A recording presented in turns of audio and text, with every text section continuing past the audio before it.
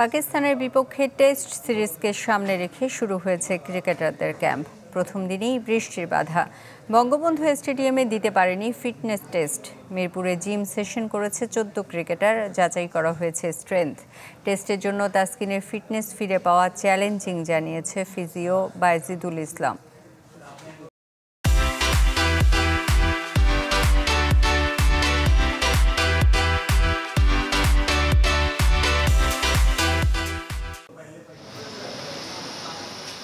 রাতভর বৃষ্টি থামেনি সকালেও, প্রকৃতির কাছে অসহায়, তাই বাধ্য হয়ে পরিকল্পনায় বদল।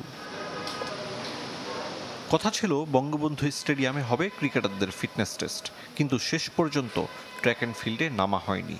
ভরসা মিরপুরের হোম অফ ক্রিকেট, তবে সেখানেও বৃষ্টির বাধা। রানিং সেশন বাদ দিয়ে স্ট্রেংথ টেস্ট নিয়েছে বিসিবি। ক্যাম্পের প্রথম দিন 14 ক্রিকেটারের উপস্থিতি। তো রানিং টেস্টটা আমরা ডিউ টু ওয়েদারের কারণে আজকে করতে পারি নাই। তো স্ট্রেংথ টেস্টটা আমরা সবাই মিলে আজকে কন্ডাক্ট করলাম। বাংলাদেশ টাইগার্সের হয়ে 2 মাসের বেশি অনুশীলনে টেস্ট দলের ক্রিকেটাররা।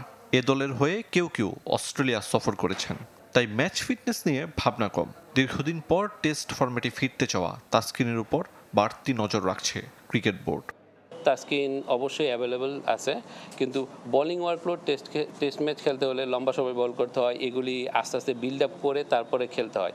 তো তাসকিন যেহেতু একটা লম্বা সময় T20 ফরম্যাট খেলছে, তো এখন ও এই ট্রাইটা করে দেখবে। যদি ইফ হি ফিলস বেটার, দেন ইনশাল্লাহ ও টেস্ট আবার খেলতে পারবে।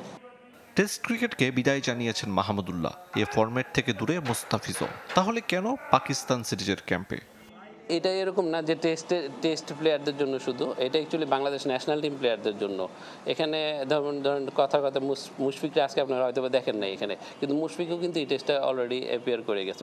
ফিটনেস টেস্ট বলেই ছিলেন না কোচিং স্টাফের বেশিরভাগ সদস্য, তবে রোববার শুরু হতে যাওয়া স্কিল ট্রেনিংয়ে উপস্থিত থাকবেন সবাই। বৃষ্টি বাধা হলে অনুশীলনের জন্য ভরসা ইনডোর। 17 আগস্ট 2 টেস্টের সিরিজ খেলতে পাকিস্তান যাবে টিম বাংলাদেশ। আরিফুল ইসলাম, চ্যানেল 24, ঢাকা।